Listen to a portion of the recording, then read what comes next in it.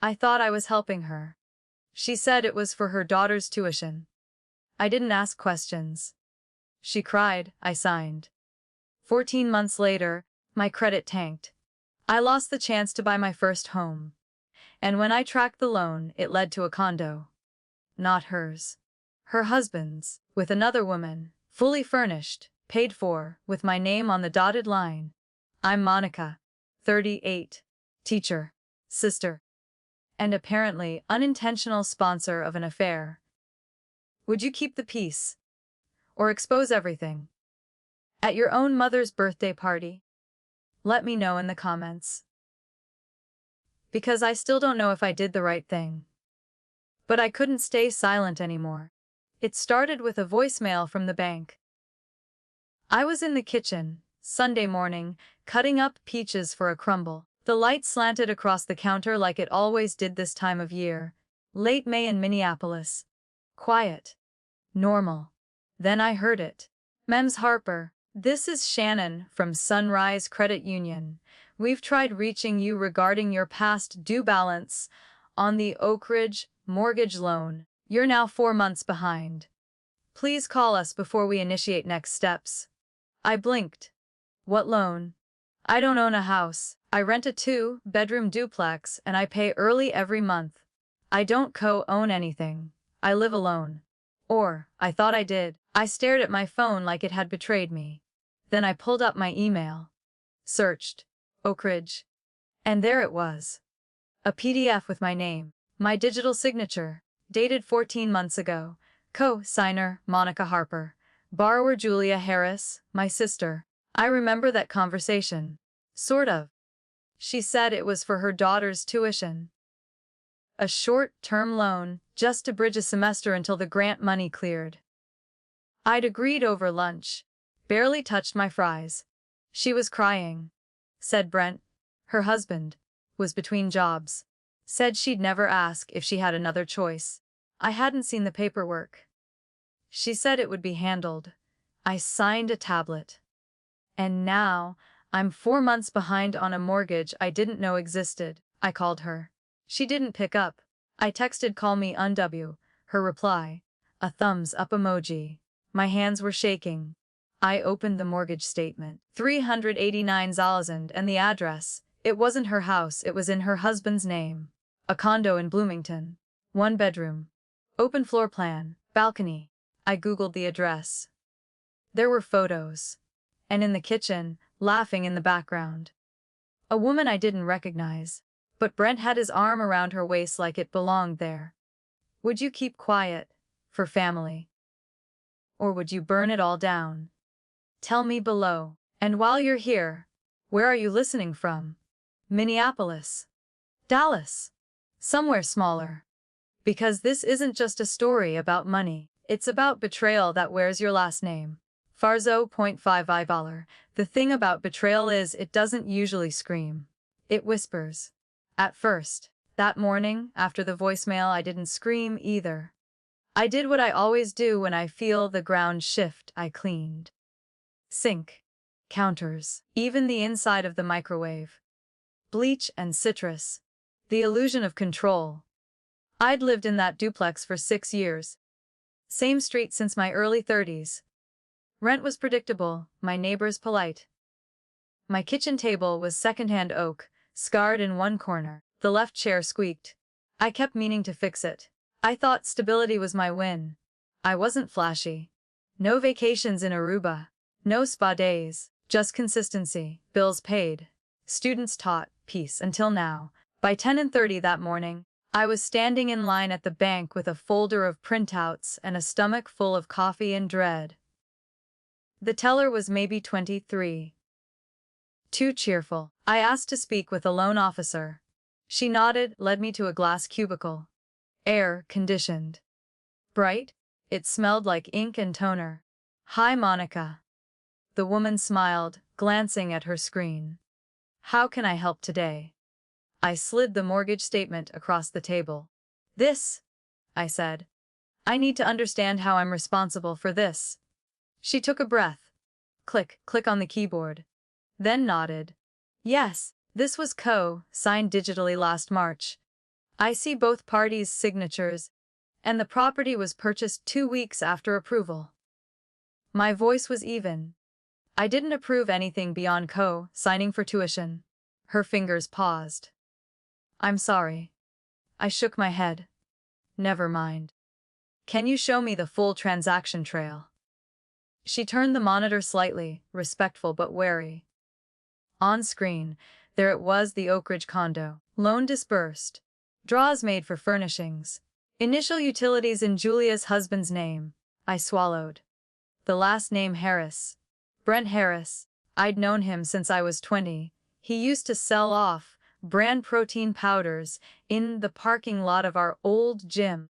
He'd always smiled like he knew a joke nobody else was in on. Now he had my signature attached to his affair condo. I walked out of the bank holding two things: a printed breakdown of the loan, and the sinking realization that every penny Julia hadn't paid back would fall to me. The sun felt too bright when I stepped outside, or maybe I was just finally seeing things clearly. Fazo.5 Ashdar. I drove straight to Julia's house. She lived 15 minutes away, on the other side of Lake Nokomis. Their lawn was too green for late spring. Sprinklers on timers. The kind of manicured perfection that always made me itch. I rang the bell 3 times. No answer. But I saw her car in the driveway. I knocked again, harder. The door cracked open. Julia, no makeup, hair in a loose ponytail, yoga pants, slippers. The picture of domestic ease. "Wah hey," she said, like we just bumped into each other at Trader Joe's. "We need to talk," I said. No pleasantries. No warm-up. Her smile faltered. She stepped aside without a word. Inside, the house smelled like vanilla candles and something baking. She was always good at masking things. I followed her to the kitchen. Same marble island where we'd made holiday cookies as kids, same fridge covered in Ava's crayon drawings. Except now, every inch of the house felt curated. Like a set, not a home. I placed the folder on the island. "You didn't tell me I was signing for a condo," I said. My voice didn't rise. I didn't shake.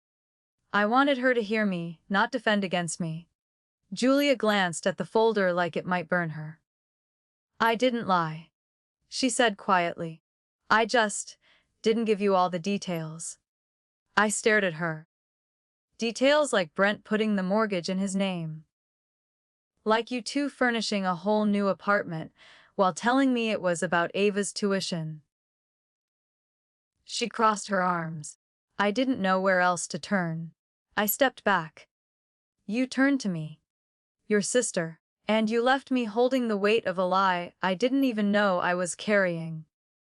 She didn't respond. Just stood there, breathing through her nose. "I lost the house I was about to buy," I added. "I've got lenders pulling out. My credit's wrecked. And you—" "What? You couldn't even call me when the payments stopped." "I was going to fix it," she mumbled. "Brent said." I cut her off. "I don't care what Brent said." Silence. She looked down. That, more than anything, told me what I needed to know. She hadn't just made a mistake. She'd made a choice. And I wasn't part of it. Fazo.5 Before either of us could say more, I heard heels on tile. Mom. She came in carrying a bundt cake like she hadn't just walked into a financial crime scene. "Girls," she said, too brightly. "Is everything all right?" I didn't answer. Julia didn't either. Mom looked from one of us to the other, sensing the frost. Her smile slipped. "I just stopped by to drop this off," she said, placing the cake on the counter. "Thought we could have coffee before next weekend. Your birthday's coming, Monica." Still, we said nothing. Finally I spoke. She used my name. For a mortgage. Without telling me what it was really for. Mom sighed like I'd brought up politics at Thanksgiving. "Monica. I'm sure she didn't mean to hurt you. Things get complicated in marriage, you'll understand someday." That stung. I understand enough not to lie to people I love." Julia stayed silent. Mom walked over, touched my arm. "You've always been the strong one. She's had it harder, you know that." This wasn't malicious. I pulled away. "She forged my future, and you want me to pretend it's a family mishap?" Mom's face changed, just slightly. Wariness settled into the lines near her eyes. "Sometimes keeping peace matters more than being right." I almost laughed. "Is that what this is to you? A matter of being right?" She didn't reply. And that's when it hit me. She knew. Maybe not every detail, but enough. I stepped back. "Tell me something, Mom," I said slowly. "Do you know about the condo in Bloomington?" That did it. She blinked. "Too quickly?" I nodded. "You've been there, haven't you?" She opened her mouth, closed it, then looked at Julia. And that silence. It told me everything. The betrayal wasn't just Julia's. It was collective. A family that knew how to edit truths and still pass the gravy. I picked up the folder. "I won't be attending your birthday dinner," I said to Mom. "Not while this is what we call love." And with that, I walked out. The porch light flickered as I closed the door behind me. Inside, no one called my name. Not even once. Fazo.5 IR. The photo wouldn't leave my head. That smile. That hand. That woman, barely in focus but enough to leave a bruise on my thoughts. She was younger than Julia. Taller, too. Blonde, maybe. Or dirty blonde. It was hard to tell with the sunlight coming through the kitchen window behind her. But she wasn't a stranger. Not completely. Somewhere in the back of my mind, she lived. Like a name I almost remembered. That night, I sat at my desk with the condo address open on one tab and Facebook on another.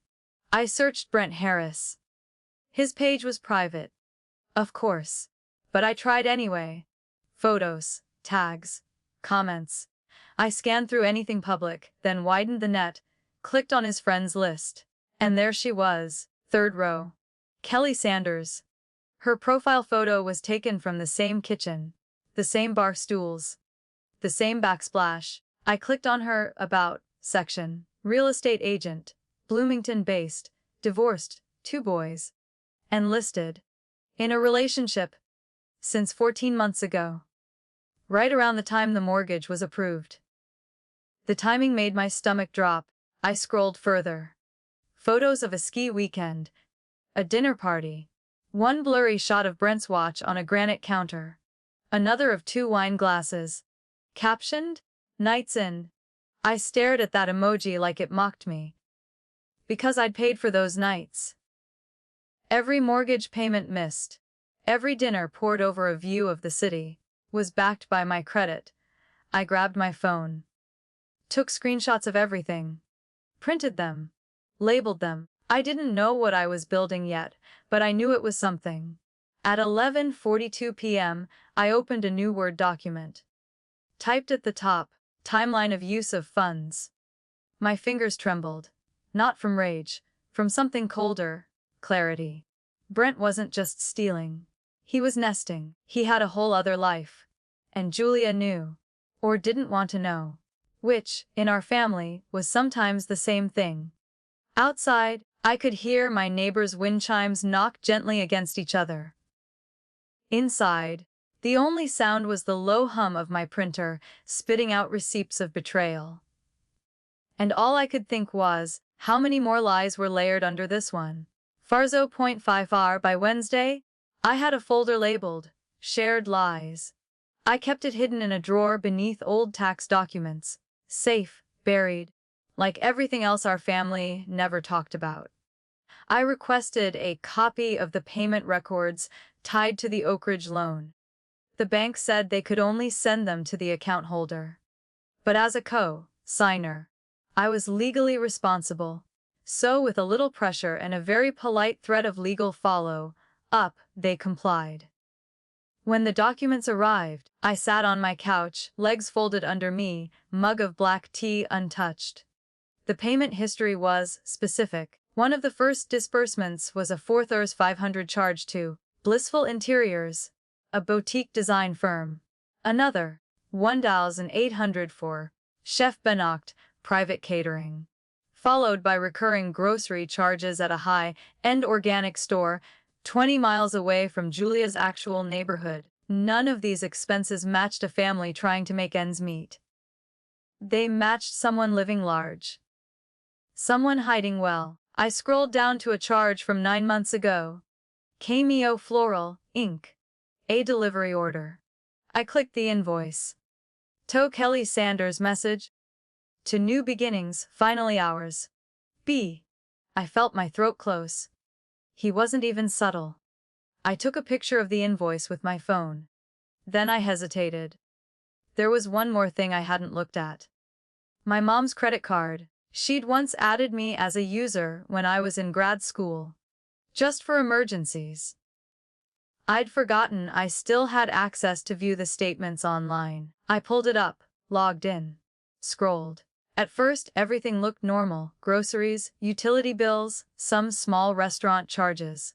Then, 5 months ago, I saw it. The Red Birch Inn, 2 nights. Same weekend Brent had told Julia he was in Dallas for a real estate convention. And the charge hadn't come from Brent's card. It had come from Mom's. I leaned back, closed my eyes. Did she book the room for them? Did she know? Or had he charmed her into thinking he was planning a romantic weekend for Julia? I didn't know which version was worse. When I opened my eyes, I clicked Download Statement and added it to the folder. Truth doesn't always arrive in one explosion. Sometimes it shows up in piecemeal. A name here. A date there. A floral receipt with a message you were never meant to read. And I was starting to realize, this wasn't just about fraud. It was a system. And my family was part of it. Farzo.5 vags, I didn't want to believe it. But denial doesn't erase evidence. And evidence kept piling up. That Friday, I met up with Dana, my best friend since undergrad, at a tiny coffee shop in Uptown. She was already at a corner table, hair in a bun, fingers wrapped around a paper cup. I sat down and slid the folder across to her. She flipped it open in silence. 1 page, 2. Then 3. Her eyebrows arched. Jesus, Monica. This is not nothing. I know. I sipped my lukewarm chai. She reached the Red Birch Inn receipt. Wait. Your mom's card. I nodded. Dana whistled under her breath. She knew. I didn't argue. I didn't have to. Then she turned to the last photo. Kelly Sanders, profile picture, that wide-angle kitchen. Her face twisted slightly. What? I asked. Dana tapped the screen. I know her. That made me sit up. What do you mean? She used to come into the yoga studio where I worked front desk years ago. Always on the phone. Always in Lululemon head to toe. Friendly in a doll's filtered kind of way. She paused. But guess what else? She used to show up with Julia. My heart stalled. What? Dana nodded. Twice. Maybe 3 times. Not close, but they definitely knew each other. Same social circle. It took me a second to process it. All this time, I'd framed Julia as naive. Manipulated. Passive. But what if she wasn't? What if she'd known Kelly from the start?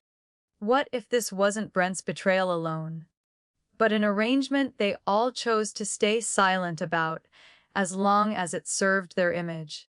I feel like an idiot, I said quietly. Dana leaned forward. No, you feel like someone who trusted the wrong people. There's a difference. I swallowed hard. A part of me wanted to confront Julia that night, to throw the folder on her marble island and watch it all crash down. But another part hesitated. Because if she knew, and stayed anyway, what kind of truth was I really walking into? Would you confront your sister if you realized she wasn't just the victim, but the cover? Farzo.5 Vach. I didn't confront Julia that weekend. I watched her instead. We were all at Mom's house for a casual lunch. She insisted on hosting. Another attempt to paste civility over rot. She laid out her best linens. Lemon bars in antique trays. Crystal water glasses with etched rims. Like Decker could compensate for deceit. Julia arrived last, wearing cream slacks and a soft pink blouse. Polished, effortless. But her eyes flicked toward me the moment she stepped in. Too fast. Too careful. She kissed Mom's cheek. Nodded at me. Hey. Hey, I said, matching her flat tone. We sat through salad and pleasantries. Weather talk. Ava's latest drawing. Mom's azaleas blooming early this year. But I noticed Julia never mentioned Brent. Not once. And when Mom brought up the upcoming refinance, Julia's fork stalled mid-air. That was it. A single hesitation. But I saw it. And she knew I saw it. After lunch, I offered to help with the dishes. Julia followed me into the kitchen, the sink filled with warm water and silence. I handed her the towel. She didn't meet my eyes. I saw Kelly, I said quietly, just enough for only her to hear. Julia stiffened. Her hands slowed on the plate. Still no eye contact. I know about the condo, I continued. The wine glasses, the message, the inn, the mortgage, the flowers, all of it. She set the plate down, turned off the faucet, pressed the towel into her palms. When she finally looked at me, her face was unreadable. But her voice was calm. You've been digging. I didn't blink. So have you. A pause. Then she said, You don't know everything. I leaned in slightly. Then tell me what I don't know. Her jaw clenched. I can't. The way she said it, it wasn't defensive. It was almost mournful. She left the kitchen without another word. Towel still in her hand. Water dripping onto Mom's tile. I stood there, heart pounding. Not from rage, from recognition. She knew. She'd known. But maybe, just maybe, she was trapped too. Farzo.55 I didn't sleep that night. I laid in bed staring at the ceiling, listening to the soft hum of the fridge through the wall. The silence of my home had never felt so loud. I kept replaying her voice. You don't know everything? I can't. Was it guilt? Or something else? I got up around 2 a.m., made chamomile tea I didn't drink, and opened my laptop. There had to be more. I went back into the financial reports, searching for something I'd missed. Dates, names, transaction IDs, nothing obvious. But then I thought of something. Brent had once mentioned opening a backup account at a local credit union.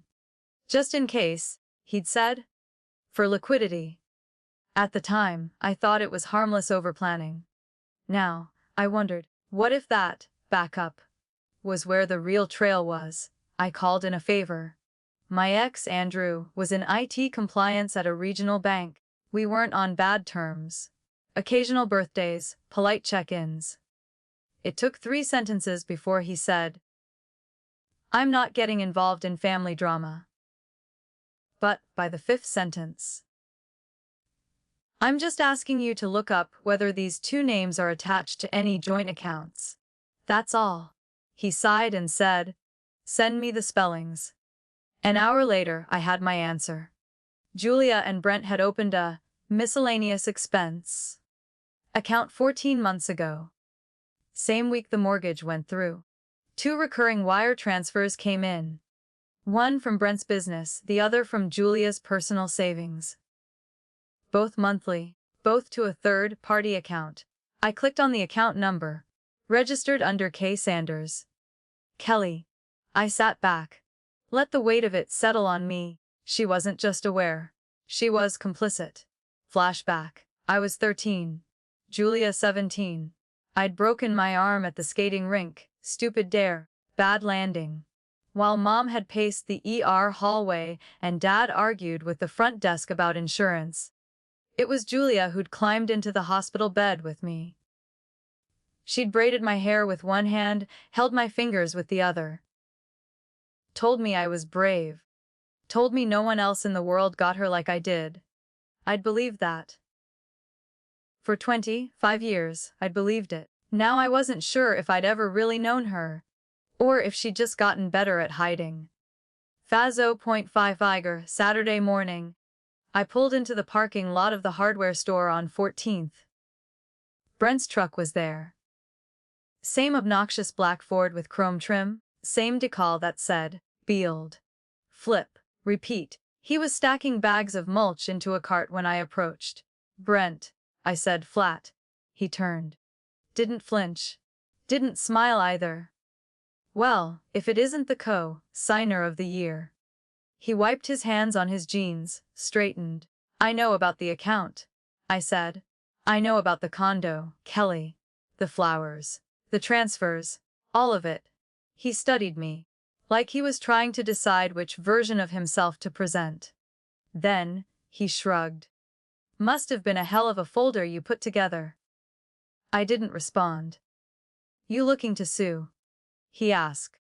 Or just here to lecture? I'm here to see how much more lying you're planning to do, I said quietly. Brent leaned against the cart handle. You think this is about lies? You really think Julia didn't know? I stared at him. He chuckled. She helped pick out the backsplash, Monica. I blinked. That condo, he added. She was there when the keys were handed over. It hit me like cold air in the chest. She hadn't just tolerated the affair. She decorated it. My silence must have amused him. He tilted his head. Look, your sister made peace with it a long time ago. We all did. We all did. I narrowed my eyes. What do you mean by oh? He smirked. Didn't answer. Instead, he grabbed the last bag of mulch and tossed it into the cart. Then, said, almost casually, ask your mom about the Thanksgiving trip. See what she says. And with that, he wheeled the cart toward checkout, whistling low. I stood there, watching him disappear between hanging plants and charcoal grills. My pulse in my ears. Hands clenched, phone buzzing in my pocket, unanswered.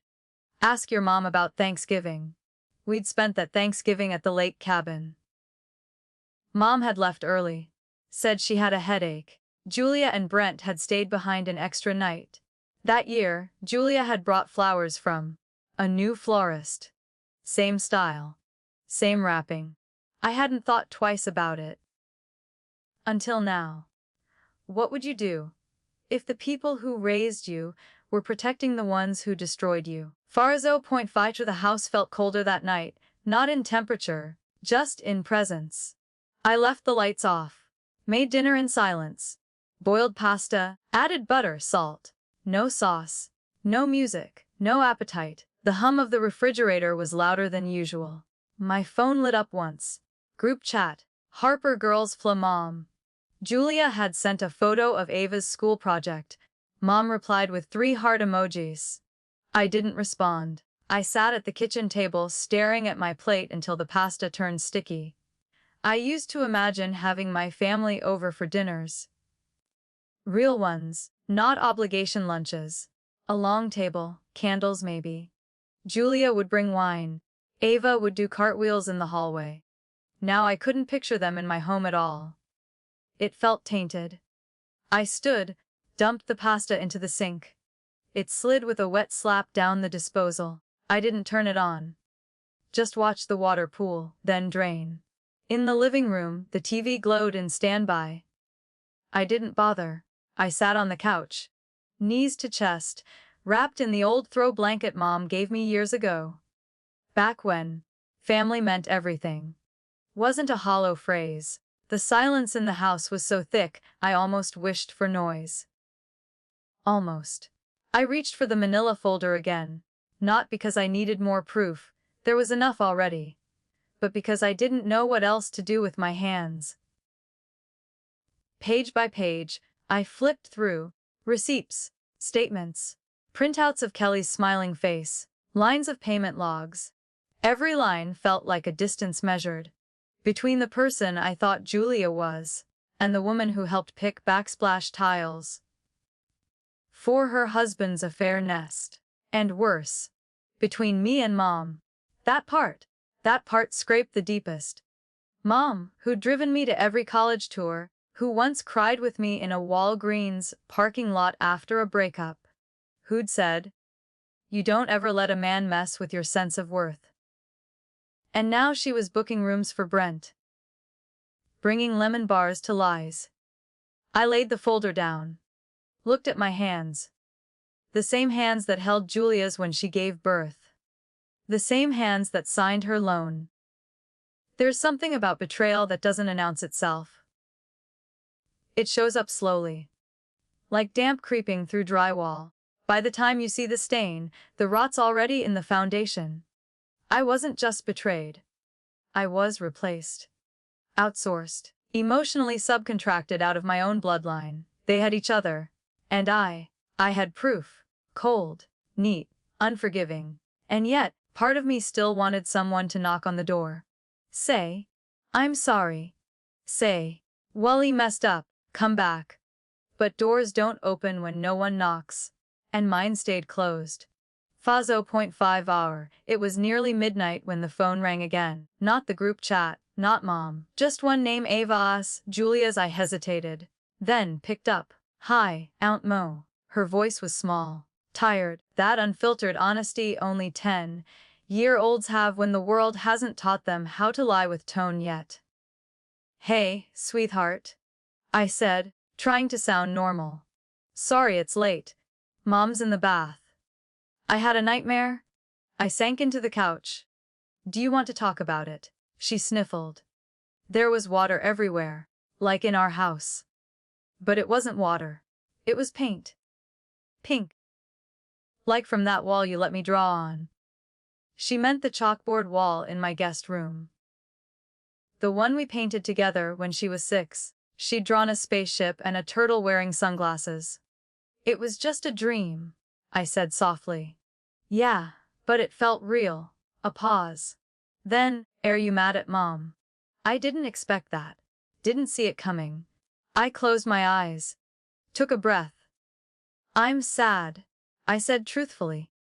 Sometimes people make choices that hurt other people, even if they didn't mean to. Ava was quiet. Then whispered, "I think grown-ups lie more than they think they do."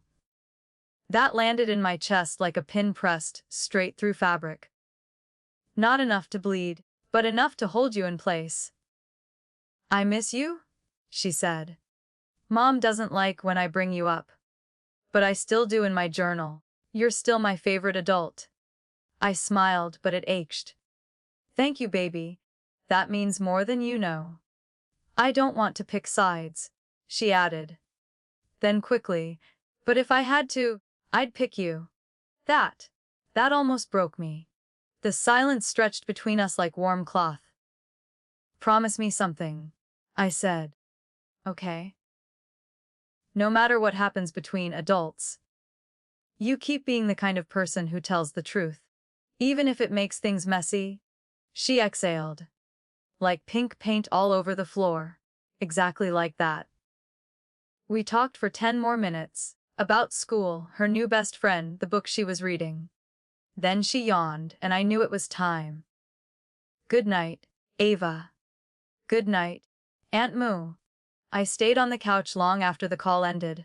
Phone against my chest. Eyes on the ceiling. And for the first time in weeks, I felt something other than anger. Something quieter. More rooted. Not forgiveness. Not yet. But purpose. She deserved better than this legacy. And if no one else in our family would clean it up, then I would. 5:05 fogs. The morning after Ava called, I woke up before my alarm. No dreams. No dread. Just a strange, quiet clarity. I didn't clean. Didn't cry. Didn't check the group chat. I opened my laptop instead. The first thing I did was back up every file. Receipts. Screenshots. Voice memos. PDFs. I organized them into folders: mortgage trail, transfer logs, Kelly connection, Julia awareness, Mom's involvement. Then I uploaded it all to an encrypted cloud drive. Just in case. Not because I was afraid, because I was ready. At 9:07 a.m., I called my 11. She was the only lawyer I knew personally. Former roommate from my first year teaching. Now a quiet powerhouse in estate fraud and fiduciary abuse. She picked up on the third ring. Monica Harper. Wow, it's been a decade. I need help, I said. I don't want money. I want clean separation, legal options, and if possible, leverage. Maya was quiet for a moment, then said, "Where are you right now?" "Home." "Send me everything. Give me 24 hours. "And Monica?"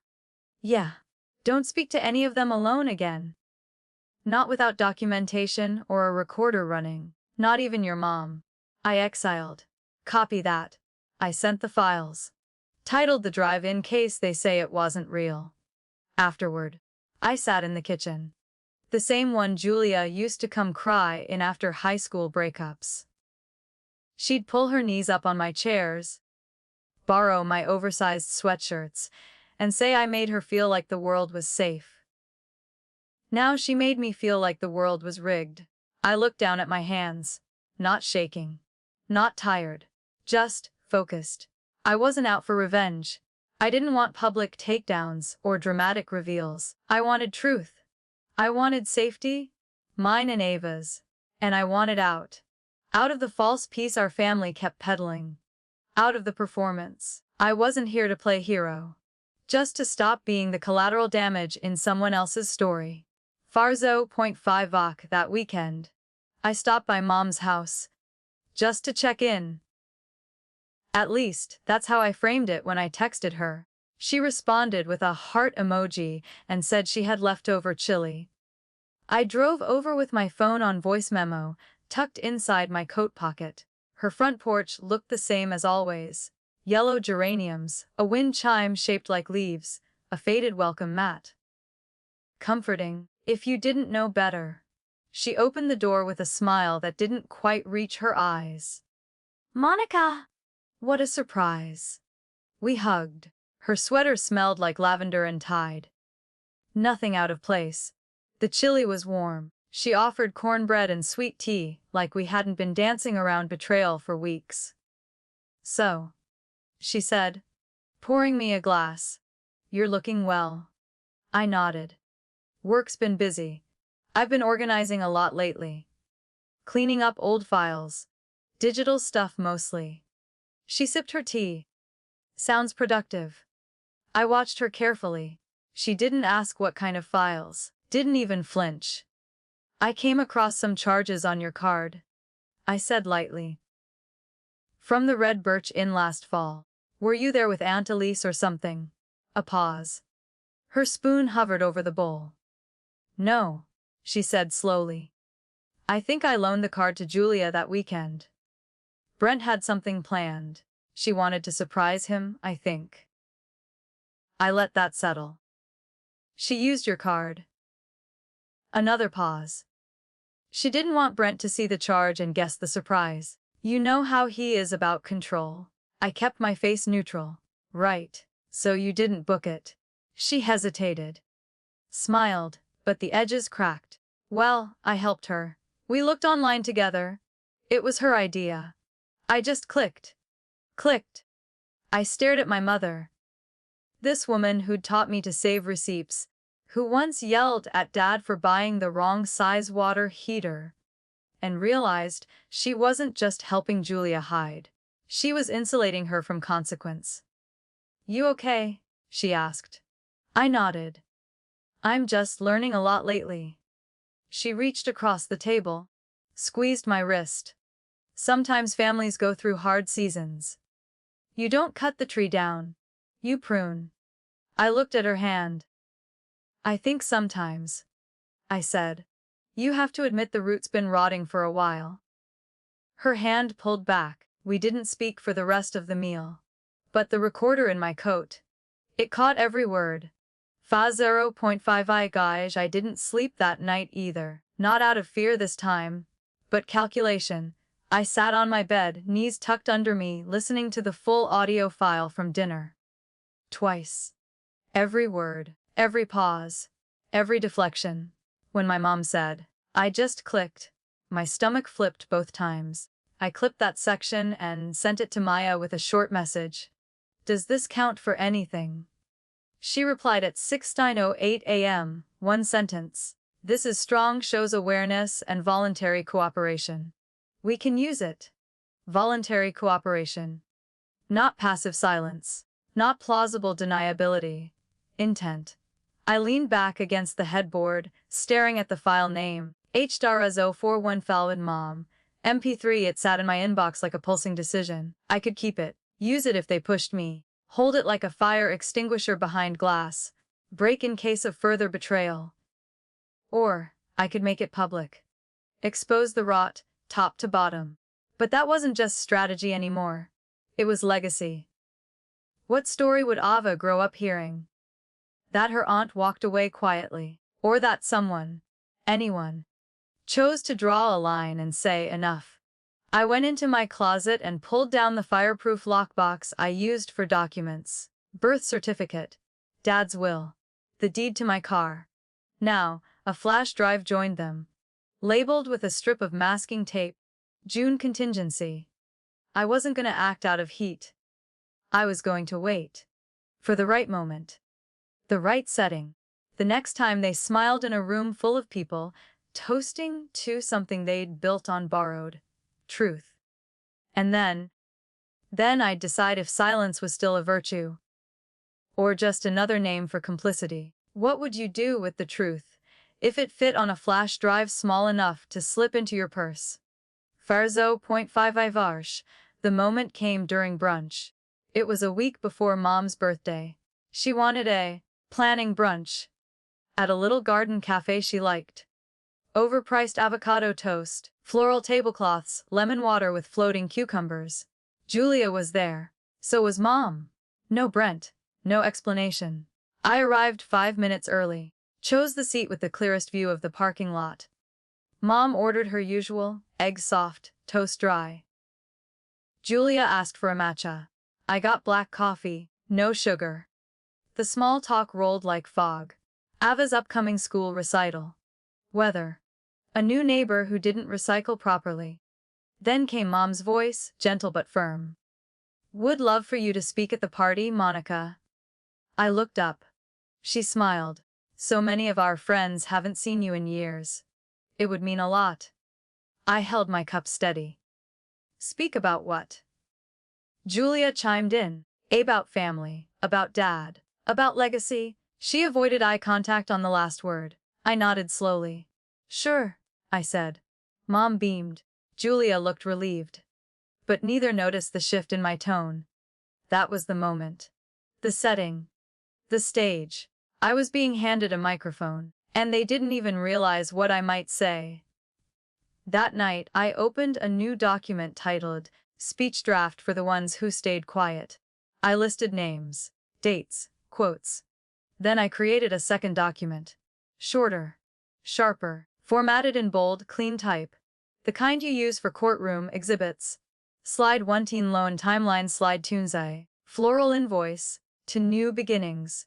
Slide 3 Zai audio excerpt. I just clicked. Slide 4 Zai account transfers. K. Sanders. I opened my presentation software. Built a deck that didn't scream. It whispered. One fact at a time. Each slide faded to black with a single line at the bottom. What would you do if this was your family?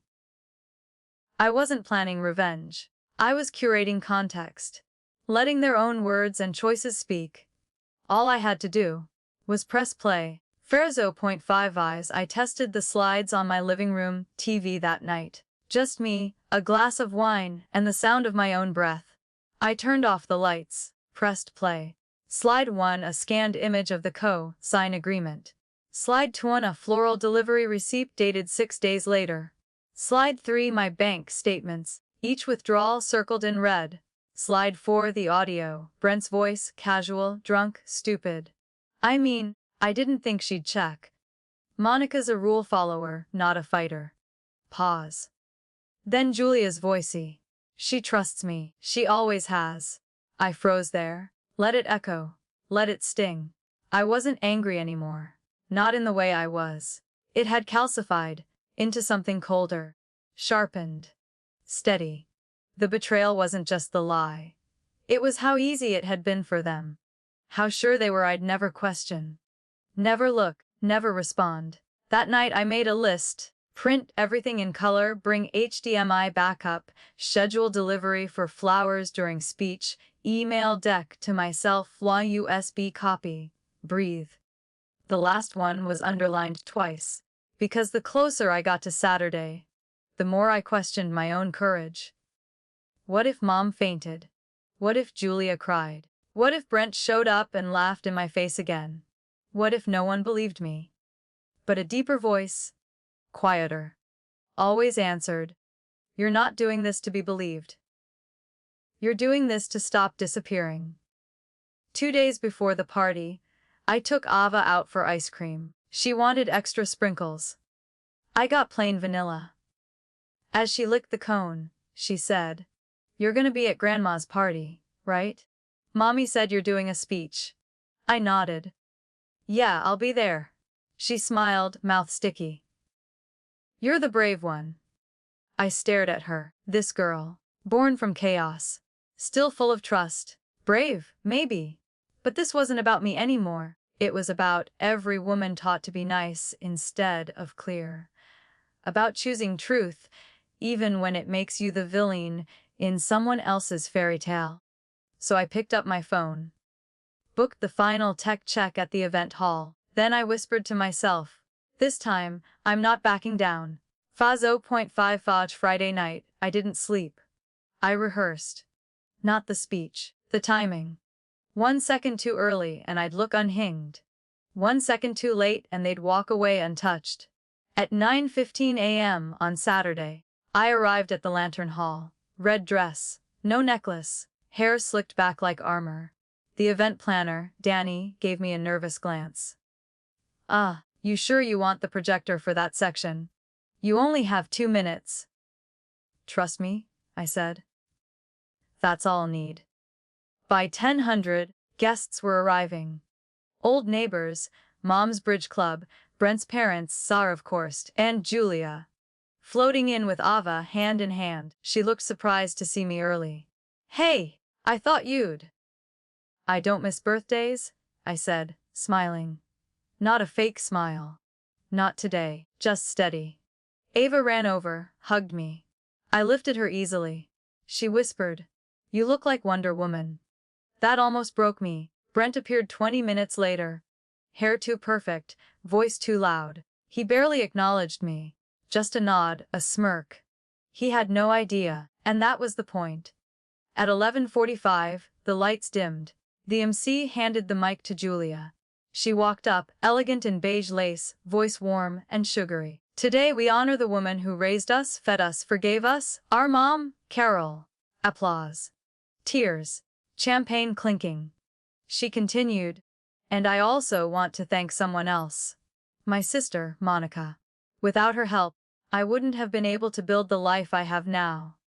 That was it. The room clapped. People turned to look at me with soft smiles. And Brent, he sat in the corner, arms folded. No guilt, no shame. Just certainty. I stood. Walked slowly toward the mic. Danny nodded from the booth. The projector glowed to life behind me. And I said, "Before we cut the cake, I'd like to share a few words." Slide 1 appeared behind me. My name, my signature, the loan, gasps. Slide 2, flowers. Slide 3, the condo address. Slide 4, Brent's voice, piped in calmly from the speakers. I didn't think she'd check. Monica's a rule follower, not a fighter. The air turned to static. Julia's eyes darted from me to Brent. Mom's face fell. Ava clutched Julia's skirt. And I ended with, "Happy birthday, Mom. I'm sorry it had to be today, but I wasn't going to stay silent anymore."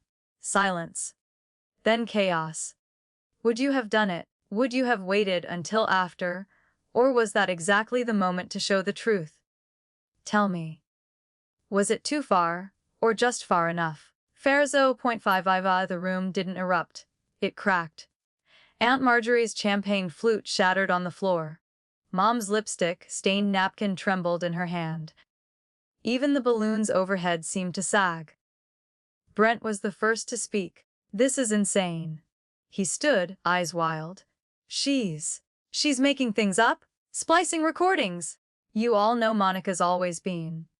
He didn't finish the sentence. Because no one looked convinced.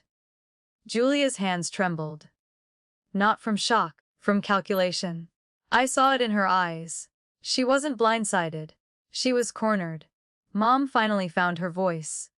Julia, is any of this true? Julia didn't look at me. Didn't look at Mom. She looked down. And that said everything. I trusted you, Mom whispered. And you let this happen. Her voice broke on the word this. Iva stood frozen near the cake. A single candle flickering, untouched. Brent grabbed his coat. We're leaving. No, I said, voice cold. You're staying. Until the police arrive. Brent laughed, short, barking. You called the cops.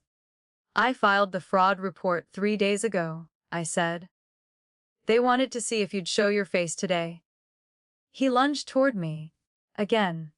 But this time, I didn't flinch. I didn't even blink.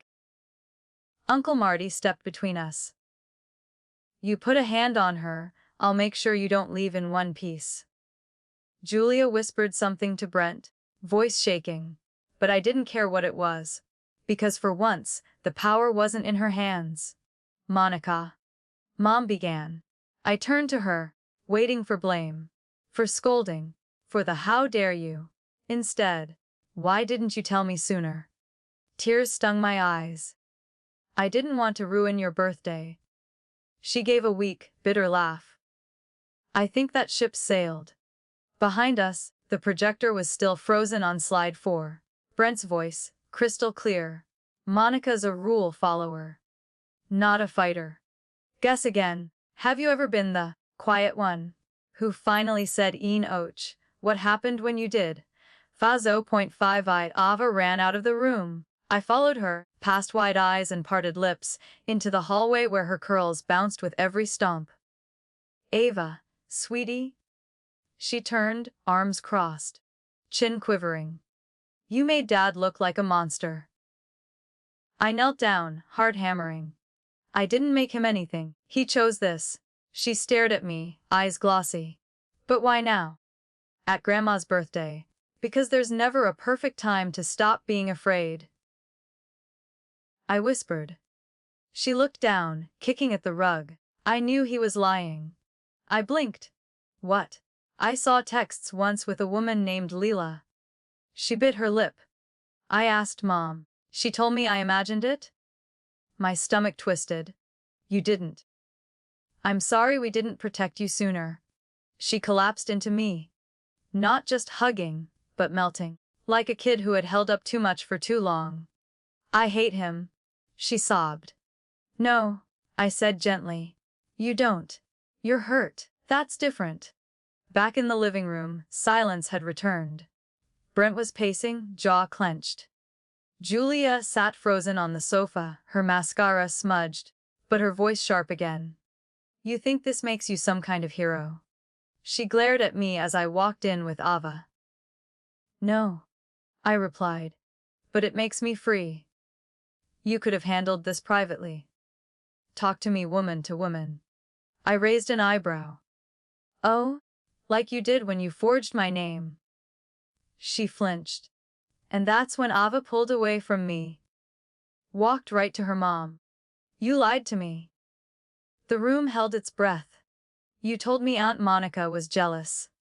You said she always wanted to ruin us, but I think you just didn't want to be caught. Julia looked like she'd aged 10 years in 10 seconds. Ava, her voice broke. You let him use her. You let him use me. She walked away. Past her mom, past the cake, and sat down next to Grandma. Wordless. But stronger than I'd ever seen her. Julia buried her face in her hands. I didn't go to her. Not yet. Because this time, I wasn't here to save her. I was here to protect what was left. Fa0.5 Igar. The knock came like a sentence. 3 firm raps on the front door. Brent froze. Julia's head shot up. Aunt Dolores opened it cautiously, only to step aside when she saw the two officers. Monica Alvarez. One asked. I stood. Yes. The second officer nodded. We received a report of identity fraud and financial coercion tied to a loan in your name. We'd like to speak with you, and with Julia and Brent Weaver. Brent made a dash for the back hallway. But Grandma, Nunty, too, cane in hand, stood and blocked his path. You stole from my granddaughter. You lied to my great-grandchild. You don't run in this house. For a heartbeat, he hesitated. Then the officers moved in. Mr. Weaver, you are under investigation for wire fraud and misrepresentation. We'll ask you to come with us for questioning. He tried to speak, but Julia didn't even look at him. I stepped forward, handing over the manila folder I'd brought. Printed screenshots, bank statements, the falsified application, and a recorded call Brent made to the leasing agent, pretending to be me. One officer gave a low whistle. This is thorough. I've had 14 months to collect, I said calmly. Brent was cuffed and escorted out the front door. Still sneering. Still arrogant. Until the flash of the neighbor's cameras caught his eye. That knocked the smirk off his face. Julia sat there, unmoving, a statue of guilt and grief. The officer turned to her. Mom, we'd also like to ask you some questions. But as of now, you're not under arrest. Julia looked at me. Not with anger. Not even shame. But fear.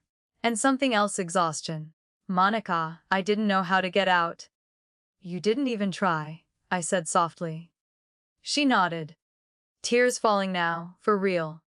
But I couldn't fix them for her. You'll need to come to the station tomorrow, the officer said. She rose slowly, legs unsteady. I will. As the officers left and the guests murmured, Ava walked over. Are you okay? She asked me. No, I admitted. But I'm getting there. She nodded and slipped her hand into mine. The party was over. But the reckoning had just begun. I turned to Grandma. I'm sorry we ruined your birthday. She shook her head. No, darling. You saved it. This family's been choking on secrets for decades. You just let the windows open. That night, I packed Julia a small overnight bag. Left it by the porch. And locked the door behind me. Far 0.5 Vox 3 weeks later, the mailbox finally stopped giving me anxiety. The last of the fraud alerts had been cleared. Brent's name was officially removed from everything tied to my credit. It had taken 5 bank visits, 3 affidavits, and more tears than I thought I had left. But I'd done it. On my own terms. In my own name. Ava and I had moved into a small walk up near Nokomis Park. Nothing fancy but ours. Every morning, sunlight streamed in through sheer curtains. No yelling. No secrecy. Just peace and the sound of cereal crunching and Ava humming Taylor Swift under her breath. Julia hadn't reached out. Not directly. But 2 days ago, a package showed up at my door. No note. Just a box of lemon shortbread. The kind Mom used to bake. And underneath it, a worn envelope. Inside, a photo of the 3 of us. Me, Julia, and our mother, at the lake. Back when we were still girls. Still innocent. On the back, in Julia's handwriting, I wish I'd protected you like you protected Ava. I'm sorry. I didn't cry. Not then. But I put the photo on our fridge. Not to forgive. Not to forget, but to remember that even the deepest betrayals come from people who once meant well. And sometimes still do. That night, Ava had a nightmare. She climbed into bed with me, curling up tight against my side. Is Brent in jail? She asked softly. Yes, baby. She was quiet. Then, will Grandma be okay? I hesitated. Then told her the truth. I don't know. But she's going to try. She nodded. Then whispered, You're not sad anymore. I'm still sad, I said. But I'm also proud. And safe. And free. That's more than I've had in a long time. She looked up at me in the dark. You're strong. No. I whispered, kissing her forehead. I'm becoming strong. That's even better. The next morning, we planted sunflowers in the windowsill box. Ava said they were for new beginnings. I agreed.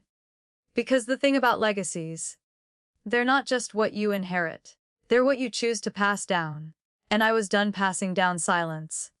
0.552 months later, I found myself standing in front of a group of women at the YWCA. Some held babies. Some had black eyes. Some just had that look. The one I used to see in the mirror every morning. Worn, wary, waiting for the next thing to go wrong. I took a breath. My name's Monica. I began, voice steady.